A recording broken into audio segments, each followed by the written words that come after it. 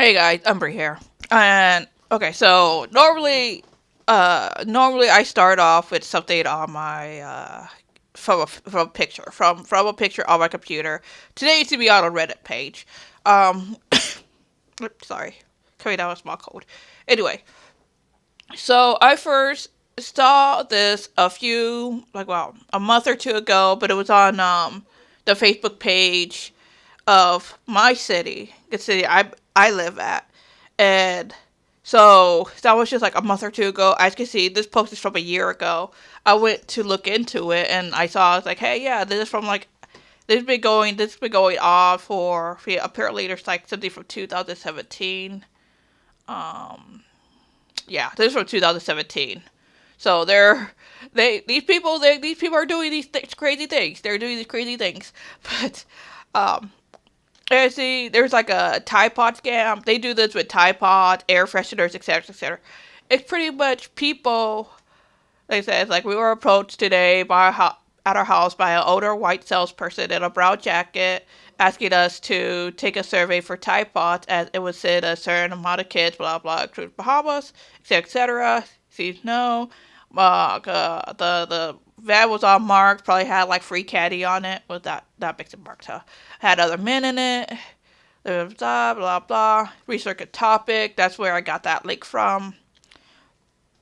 See, my next door was talking about people offering free air fresheners, etc. Somebody said that came by his house, dog lost it, cut it off. A lot of people were saying like their dogs like shoot them away and everything, bad vibes.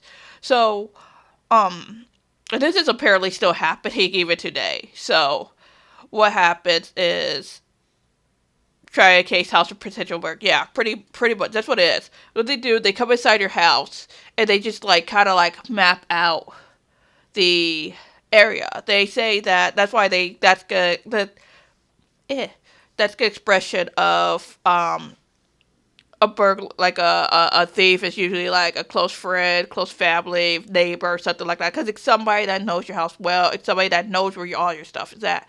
A random person coming into your house, they're gonna have a hard time trying to find stuff because they don't know where anything's at. They don't know if they might like walk in and realize, oh, there's a somebody sleeping in the there's somebody sleeping on the couch. Oh shit, we're gonna get caught already. I mean, a stranger might end up doing that.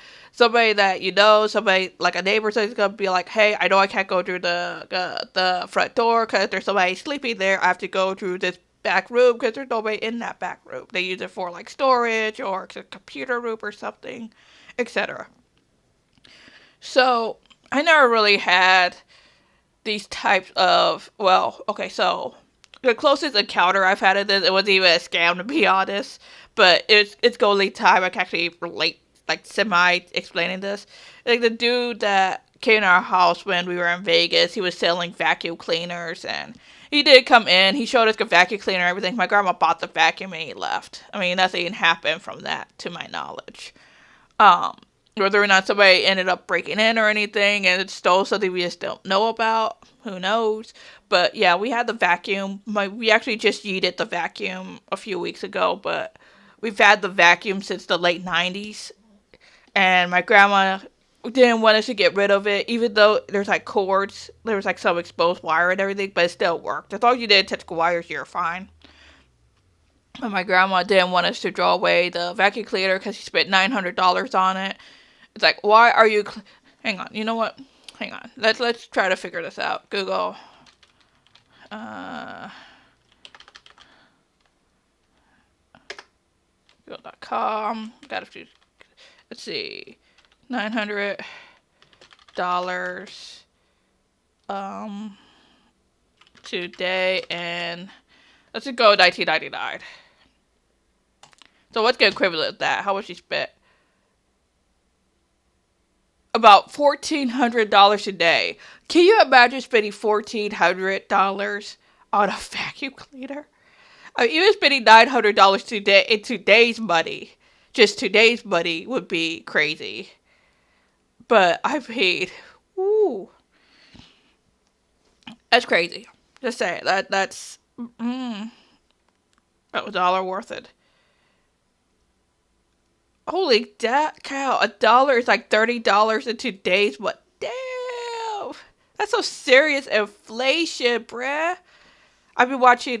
Sometimes I be not watching. Sometimes I be listening to. There's a podcast I listen to called Serial Killers Podcast, and sometimes they'll be talking about because I mean they talk about serial killers, everything, and of course these people also stole money. The serial killers, not the people on the podcast, but the serial killers and stuff. They like to stole money and stuff, and every now and then they'll be like, oh well, how much is X amount of money in this time or that time, and yeah, they just like talk about inflation for like a minute or two and talk about how crazy it is, and ooh, dude. $900 in 1914 is the equivalent of 23. That's a freaking new car. That's a brand new car. Inflation is crazy.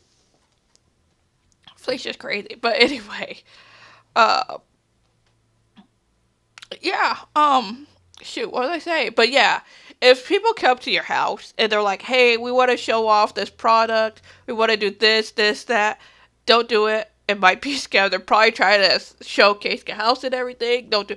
I mean, in today's world, they might just like come in and just completely nuke you anyway. They'll be like, "Okay, thank you for letting me in the house." Boom, boom, boom, and steal your shit and run off. And they could be doing that too. But yeah, it was this kid at the house twice. Said he was at a rock house the second time. Both times only stopped here. Not a neighbor. Super creepy. Ooh. I tried to get a picture of license plates. It was Ego, so I could. They did have a front license plate where they came here. Just a back one. That's actually pretty. That's actually pretty. I mean, I'm not gonna call this last sentence right here. Not having a front license plate. I can't even say if that's sketchy or not. I guess it depends on Ohio. Because I know in South Carolina, you only need a back license plate. You don't need a front one. I think in Nevada, I believe you need a front and a back. I think in New York, you need a front and a back. But depending on where you live, that's sketchy or not. But yeah, this is it's kind of crazy.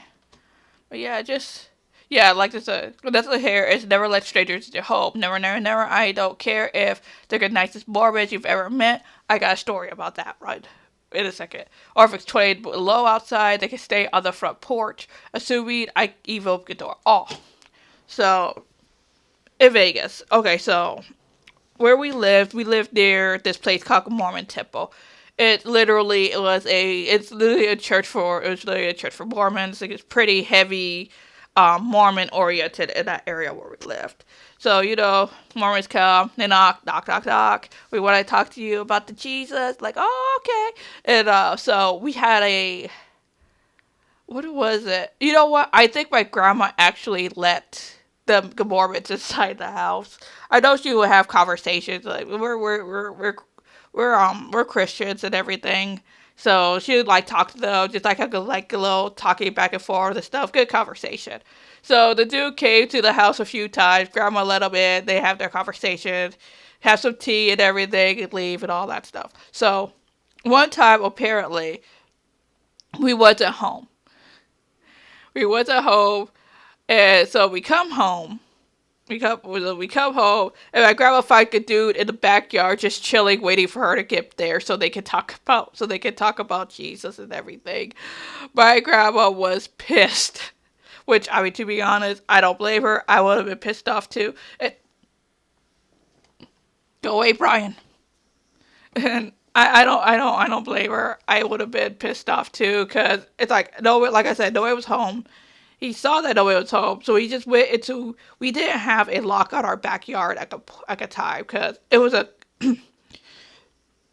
where we lived at was actually very very safe. It was a very safe neighborhood. Um, so there was no point of really actually locking anything, to be honest, cause yeah, it was pretty yeah. So we did have a lock in our backyard. So he just came in our backyard, sat in a chair, and just chilled. It's like, no, dude, you don't do that. And my grandma politely told him to never come back. And to my knowledge, he never came back. But yeah, yeah, just don't let people in your house or anything. Don't give out any type of information or anything. I would suggest if you're going on vacation for like a week or two, your house is gonna be empty or something. Shoot. I wouldn't even tell you. I wouldn't even tell you. It depends on. It really depends on how close you are to your neighbor. If you're gonna tell them or something, if you're gonna if you and your neighbor are like BFS for like freaking years or something, I guess you'd be like, hey, whatever, gonna be gone for a week or so. Go have some fun vacation. Okay, whatever. But I still probably want to tell them. But also, I would leave like a car in the driveway. But then again, that's probably a point where I would tell neighbors like, "Hey, there could be a car in the driveway where we're not actually here." But it'll keep people from noticing. Hey, there's no cars in the driveway. But that's if you have like a house that doesn't have a garage, because not every house has a garage. I learned that like down here in like South Carolina, it's like only good like really good houses, like a nice neighborhoods have garages, which is kind of weird. I'm used to like every house having a garage. It's kind of weird. Kind of miss having a garage, but it's okay. It's okay. Anyway, I'm done rambling. I'm sorry, guys. I'm sorry. Anyway, I'll see you guys next time. Again, stay safe, stay warm, etc. I'll see you guys next time.